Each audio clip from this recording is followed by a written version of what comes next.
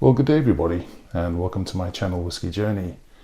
Yes, it's coming towards the end of the year, and I'm going to be very busy in the next few weeks, so I thought I would get a video out with regards to what I think is the best Scotch of the year for me personally. This year has been an incredible year, in my opinion. I've tasted a lot of lovely drams, but I've had to narrow it down to only 6 bottles. I could have had loads and loads of honorable mentions. There's been some, loads and loads of magnificent bottles in my opinion, but I've chosen these 6 as these are the ones I'm reaching for the most and the ones that I'm enjoying the most at the moment. Okay.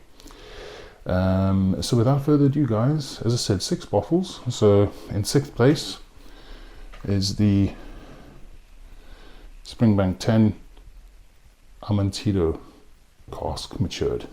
I think I've said that right. Amontillado. It's been ages. I've been trying to get that word right for ages, and I keep on saying it wrong. So hopefully, I've finally got the pronunciation of the word right.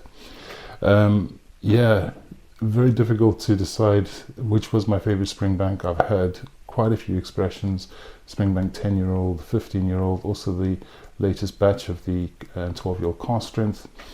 But I chose this one because this is the one that I've been enjoying the most, I think. Really good balance between between the cask and the spirit. I still get the trademark notes of Springbank with chalky minerality at the end, with some brine, smoked fish, and also that Kermit soot. But it all blends together really nicely with that, with the Amontillado cask maturation, in my opinion. An excellent bottle, and I know that it's impossible to get, but if you see it at all, if you get lucky and you see it on the shelves for, I would say, under 100 quid, I would certainly pick it up again if I saw it again on the shelves. Okay guys, so that's my 6th place bottle. All right. In 5th place, let's see what we have here. Yes, in 5th place I've got this one right here. So this is the 2013 version of Bruichladdich Bare Barley, and I know this is a bit of a latecomer. I only reviewed this one recently, but it is my favorite Bruichladdich of the year. And that's up against some really good competition. I finished off the core range 18-year-old. I've also got a 12-year-old private cask, and I've also got a micro provenance. I think it's an 11-year-old bottle that I reviewed last year. This new version, the 10-year-old, I think it's just excellent quality. Just very fruit forward, in my opinion. Multi backbone, but it's a chalky minerality that I get on this bottle that is absolutely divine. I get it on the nose, I get it on the palate, and in the finish, it's just always there, ever present, and it's exactly what I'm looking for in my Bruichladdich. So if that sort of thing is up, if that's up your street, minerals, chalkiness, fruit forward, tropical fruits, apples, etc., with a multi backbone, I highly suggest that you get a bottle of this. Not cheap, so I would highly suggest you get it discounted, or you find it discounted under the 90 quid mark. I would suggest would be a good one, and fully available, unlike this one. So no real excuses not to get it unless it's a bit out of your budget. Okay, but yeah, that gets my 5th place for my favorite bottle of the year. Okay, so moving on to 4th place is this bottle right here. So this is the Port Charlotte PC11, and this was released in 2014. I got this bottle at auction, and this was when Jim McEwen was still around. Absolutely spectacular bottle, in my opinion. Beautiful integration with the peat and the sherry notes. It's quite heavily peated, but beautifully sweet along with those sherry notes, and it just has a very thick, oily consistency as well. It's very mouth coating, and it's just a spectacular bottle. I've really enjoyed it. The alcohol integration is exceptional as well. I think this is very high ABV. I think you're looking at about 59.5% ABV, so nearly 60%. On the palate, I would not think that is nearly 60% ABV. Just a beautiful, beautiful smoky sweet dram. And if you can find it on auction, I would highly suggest that you pick it up.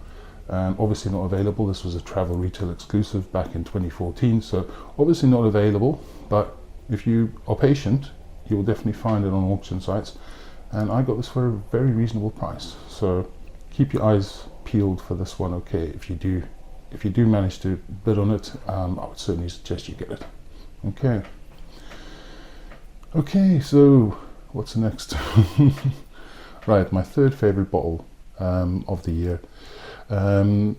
It's a Caol Ila, and I had a hard time trying to pick which was my favorite. I think I've got 5 expressions of Caol Ila, 2 17-year-olds, 1 15-year-old, a 13-year-old, and one other one, I think. Yeah. And this was very close between the Halcyon Spirit 17-year-old, but I've picked as my third favorite this Gordon MacPhail 17-year-old, and this one is maturation first full sherry puncheon, high strength, bottled at 58.3% ABV, and distilled in 2006.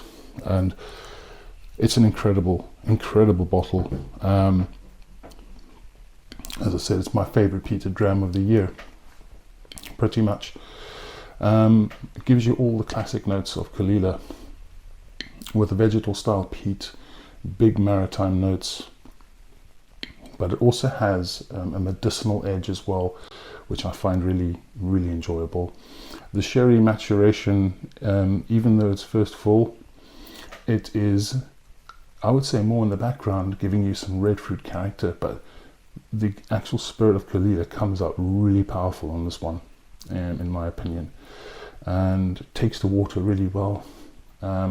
It's just got a beautiful sparkling finish, everything that I want in a Caol Ila and then some, but great balance between the Caol Ila notes and the sherry cask notes. It really is a marriage made in heaven, in my opinion, and for that reason it gets my top spot. So if this is still available, if you do pick it up, try and get it discounted if you can. It's not cheap, but an exceptional bottle, my favorite peated dram of the year. Okay, on to my second favorite bottling of the year. So this one was a difficult one, probably the hardest one to choose. It's basically a Jura. I've got 3 independent bottlings of Jura, a 10-year-old, 15-year-old from Chorlton Whisky, and a 17-year-old private cask. I did a kind of comparison tasting a few nights ago just to see what I thought of them again. They're all exceptional, but there can only really be one winner. And for me, it is Malt Bond's 10-year-old. This particular bottle, I should have picked up 2 bottles. It was only 63 euros, guys. 63 euros, and absolutely blew me away and still blows me away now. It's everything I'm looking for in a Jura. As I said, now sold out, unfortunately. As I said, I should have picked up another bottle. But if you do see this at a decent price on auction, or maybe even at another site, if they do get it, just pick it up. I mean, completely different to anything that you would get from the Jura distillery, the official bottlings, in my opinion. I haven't tried the perspective yet, so I can't comment on that. But independent Jura, I fell in love with it. I fell in love with independent Jura last year with the 27-year-old whiskey sponge bottling, and this particular bottling is equally impressive in my opinion. Beautiful waxiness, oiliness on the nose, on the palate also intensely waxy, apples, and it's got this beautiful beer, German beer type note on it as well. It comes across as herbal, it comes across as coastal with saltiness and brine on the end, and it's just a beautiful spirit. And as I said before, I get copper coins on the finish as well. After a bit of time, you get this accumulation of copper coin type taste that I just love in independent Jura that I have had. There's also a mintiness as well, garden type mint. It's an exceptional bottle, and it was only 63 euros. And one of the most valued bottles of the year in my opinion for me, but not just value, it is an exceptional bottle in its own right and gets my second spot for the year. Okay, so on to my favorite bottle of the year. This is also from an independent bottler, and it goes to Halcyon Spirits Burnside 27-year-old right here. This particular bottle, as I said, if you don't know what Burnside is, it is teaspoon Balvenie. Now I was never too familiar with Balvenie Spirit, but the ones that I have had before, the Balvenie Spirit comes across as quite a light spirit. Not so with this bottle at all. As I said, this is teaspoon Balvenie, so it's got some Glenfiddich in it, not a lot. Maturation, you can see that there's been quite a bit of sherry cask maturation as well on this one. But I've got a wee taste here. These bottles are piling up a wee bit. I've got a sample here to try and give you my thoughts quickly on it. But it is an exceptional bottle. Unfortunately sold out again. Again, if you can pick it up at a reasonable price, and this was very reasonably priced for a 27-year-old in my opinion. But it's just absolutely stunning on the nose. I mean, there's cherries, boozy cherries, banana, apples, pears. It's quite wood forward as well. Now, that's something that I would worry about in a dram, but for some reason this just works so well. So cedarwood, deep cedarwood notes, being like being in a cigar shop. There's tobacco and pipe tobacco. There's dried fruit character. There's some apricots. There's raisins. And that wood, as I said, is just beautiful. Everything for me is integrated so well. The bottle does need a little bit of time in the air. It does come across a little bit spirity at the beginning, but just air it for a couple of months and it's perfect in my opinion. Right, onto the taste.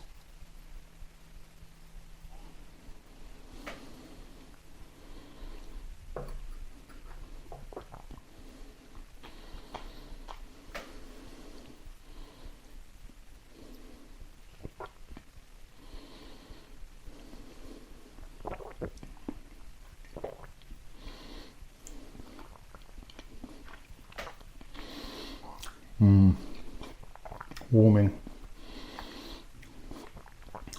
beautiful on the finish as well. So syrupy, sweet texture, guys. Nice and mouth coating, chewy, cherries, apples,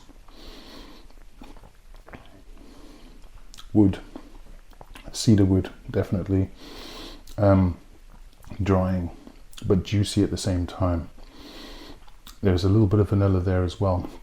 Hints of banana, hints of tropical type fruits, dark chocolate. And again, that with those woody tones, it does come across as a little bit tannic, but which would a lot of the time it would put me off, but it doesn't. Just tastes beautiful. Tastes aged, really nicely aged. Aged oak, not young. And that finish just continues and continues with all those woody type notes and the sherry type notes and mix of those tropical fruit type notes as well. Beautifully sweet. Just a lovely dram, guys. And it's, as I said, it's just a great bottle. I don't think I've had anything better than that this year. And as I said, all these bottles are excellent. You can't go wrong with any of them in my opinion. But for me, this bravo to Halcyon Spirits for releasing this one at a reasonable price in my opinion for a 27-year-old whiskey, and it just blew me away. I ended up getting 2 bottles of this because I so much enjoyed it when I first tasted it, and my thoughts have not changed at all, guys. An excellent bottle from an underrated independent bottler in my opinion. Okay, Okay guys, so I think that just about wraps it up. Hopefully this video came out okay. I don't have to redo it, hopefully. We'll have to wait and see when I do the editing. But anyway guys, thanks for watching. That's my top 6 bottles of the year, okay? And I hope you enjoyed it. But if you enjoy my content, then please like, comment and subscribe to the channel. It's always appreciated. If you do comment, let me know what your favorite whiskey of the year is, okay? But as usual, not much else to say, except have a fantastic day. I'll see all of you again soon. Take care. Cheers.